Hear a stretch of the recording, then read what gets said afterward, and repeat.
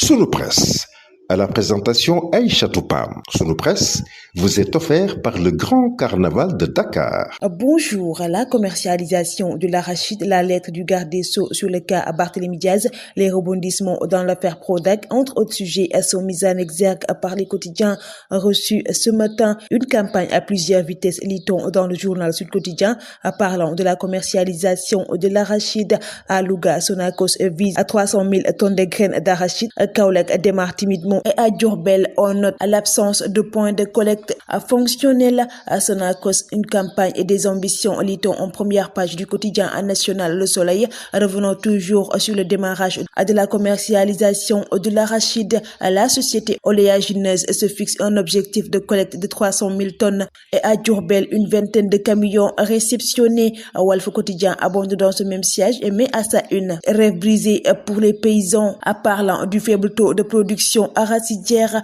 le quotidien L'Observateur s'intéresse sur la lettre du garde des Sceaux et la réunion d'hier du bureau de l'Assemblée et met à sa une bye bye l'Assemblée. Le journal parle du début de gros ennuis pour le responsable de Taxawu qui est en plus d'être sur siège éjectable à l'hémicycle risque de perdre son fauteuil de maire de Dakar. Barthélémy Diaz est révoqué aujourd'hui, titre le journal Les Échos. Le ministre de la Justice a fait la demande hier au bureau de l'Assemblée avec comme raison évoquée la condamnation définitive dans l'affaire Ndiaga Diouf. Le journal Le Quotidien revient sur la levée de fonds sur le marché de l'UEMOA et met à sa une l'État ne dit pas tout. Revenons sur la vérité sur l'émission de 92 milliards de francs CFA et l'État qui cherchait 130 milliards de francs CFA. Selon le journal, le ministre retourne dans le marché les 13 et 27 décembre prochains. Le journal Libération traite la question de deux notifications de redressement et le fisc qui réclame 3 milliards 158 millions francs CFA à Alliance Sénégal Assurance. Le quotidien Tribune revient sur les rebondissements dans l'affaire Prodac avec Pape Alioune Diallo qui incrimine et menace de faire un déballage en règle. Selon lui, ceux qui avaient contractualisé avec le président Macky, qui avaient boudé et qui s'étaient retirés, ont reçu une somme supérieure à celle qu'ils avaient. Selon lui, ces gens s'étaient retirés